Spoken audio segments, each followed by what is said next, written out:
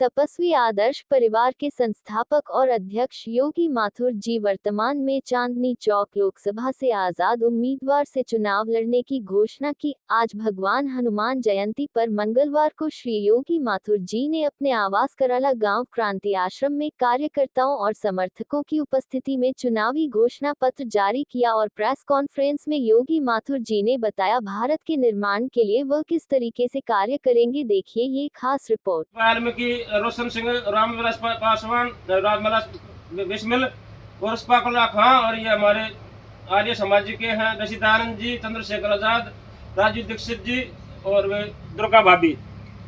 इन्हीं को सबको नमन करते हुए जय हिंद वंदे मातरम करते हुए आगे है हमारी महान दिल्ली चढ़ी भ्रष्ट राजनीति की भेंट। चांदनी चौक लोकसभा उम्मीदवार द्वारा घोषणा पत्र। पहली बात, अपने क्षेत्र के प्रत्येक विधानसभा, प्रत्येक वार्ड, हर क्षेत्र के प्रत्येक मतदाता को सेवा, सम्मान, सुविधा और सुरक्षा का शुद्ध वचन देता हूं। दूसरा पॉइंट है, चांदनी चौक लोकसभा वासियों को एक छोटे राम राज्य की अनुभूति करवा देंगे। तो आप चांदनी चौक को ही क्यों चुने कि यहीं पर राम राज्य की अनुभूति करवाएंगे? तो अगर चुनाव लड़ू ना, अगर मेवात जैसे एरिया में और जैसे ये हिंसक जैसे एरिया में वहां से चुनाव लड़ाऊंगा, वहां भी राम राज्य की अनुभूति करवा दूंगा। तो कितना कट्टरवाद हो। अनुभूति कैसी अनुभूति होती है? आप पब्लिक को कैसे एक चीज में, अभी इतना बड़ा ये हुआ अयोध्या नगरी में पूरी मंदिर बन गई, लोग ये करते, आप अपने तरफ से क्या अनुभव करवाएंगे जो हम यहाँ पर राम राज्य लोग महसूस करेंगे? हमारी कथनी करनी एक समान रहेगी, कर्म से, वाणी से, विचार से। अगर किसी राजनीतिक के अगर कथनी करनी एक समान रहती हो तो बताओ। दूसरी बात, ये राजनीतिक होते हैं, ये नेता नहीं है, सेवक के रूप में चुने जाते हैं, जनता के प्रतिनिधि। लेकिन ये मल्लिक बन के बैठ जाते हैं, हमारे अंदर वो को भाव विचार नहीं है। हम झुक के और अगले आदर भाव से अगले का मान सम्मान करेंगे, अगले का कार्य करेंगे, तो उसको राम राज्य की अनुभूति होगी कि ना। मेरी सुनी, एक आम आदमी की सुनी, एक आम नागरिक की सुनी। जब जहाँ सुनवाई हो जाए वहीं राम राज्य की बात होती है, जहाँ न्याय मिल जाता है वहीं राम राज्य की बात होती है। आपने अपने इस घोषणा पत्र में एक चीज ये भी दिखाए हैं, जो अपनी प्राण प्रिय मातृभूमि और मानवता को संपूर्ण न्याय दिलवाऊंगा।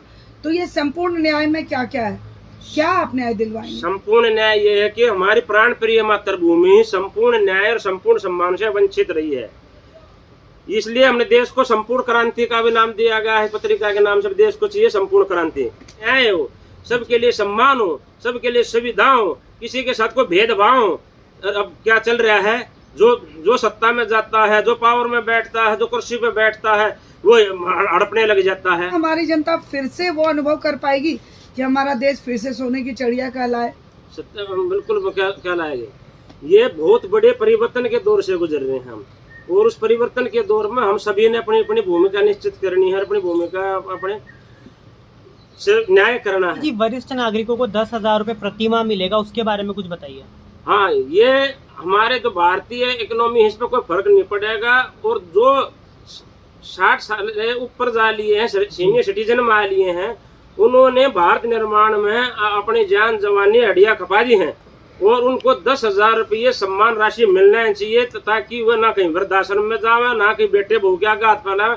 वो एक सम्मान जीवन से अपना जो शेष जीवन है उनका व्यतीत करे, एक सम्मान और गौरव के साथ, आनंद के साथ। आप समाज सेवी बनकर भी ये सब न्याय वगैरह कर सकते थे, लेकिन आप राजनीति में ही क्यों आना चाहते हैं?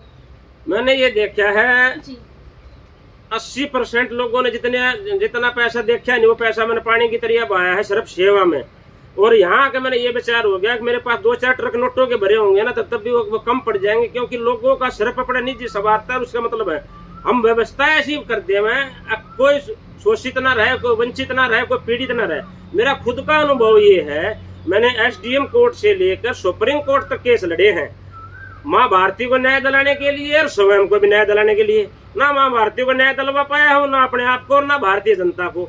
अब तो पावर में जाकर वहाँ आवाज उठाऊंगा, वहाँ लोकसभा में आवाज उठेगी, अब तो शासन प्रशासन भी उसको महत्व देगा और आम समाज भी महत्व देगा। जो अभी काफी ओपोजिशन की पार्टी है, तो आपके इस नेक कार्य को मतलब इंटरप्ट नहीं करेंगे? हर कदम पर बाधाएं लोग कहीं न कहीं डायरेक्टली इनडायरेक्टली लगाते हैं, तो आप उस चीज़ के लिए प्रिपेयर हैं कि जितने तरह के वार हैं, साम दाम दम भेद, उसके लिए आप तैयार हैं? देखो, हम सत्य पथगामी है, सत्य की परीक्षा लेना चाहो और सत्य ने हमारी परीक्षा ली है। हम इसे देखना चाहते हैं सत्य में कितनी शक्ति है, लेकिन सत्य को जताने के लिए अगर साम दाम दंड भेद की कोई नीति अपनानी पड़ेगी, और तो अपनाने से हम चुकेंगे नहीं, क्योंकि सत्य का राज करवाना है, न्याय का राज करवाना है। उसके लिए हमने किसी भी नीति को अपनाना पड़े, हम भी पीछे नहीं हटेंगे। आप सिर्फ जनता के बीच में रहेंगे, जनता के हक के लिए लड़ेंगे, तो कहीं ना कहीं आपको कोई कानून भी पास कराना पड़ेगा। वहीं पे डबल इंजन की सरकार भी होगी, तो कैसे आप इन सब चीजों को सामना करके कानून पास करवाएंगे? देखो, जब जनता की आवाज साथ मिल जाती है ना, तो शासन हुआ, प्रशासन हुआ, कितना ही क्रूर नेता हुआ, उसको भी झुकना पड़ेगा। जब जनता का साथ मुझे मिल जाएगा, जनता का आशीष आशीर्वाद मुझे मिल जाएगा, मेरे सामने कोई देशद्रोही ताकतें ज्यादा देर टेक नहीं सकती। मैं इस बात का वादा वचन करता हूँ।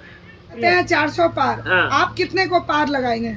हम तो मत 400 पार रहे, मतलब जितने भी 800 अरब की मानव जाति है ना, मैं तो सबको पार लगाऊंगा, क्योंकि मैं सनातनी हूँ और विश्व को अपना कुटुंब मानता हूँ और इसी विचारधारा से कार्य करूंगा।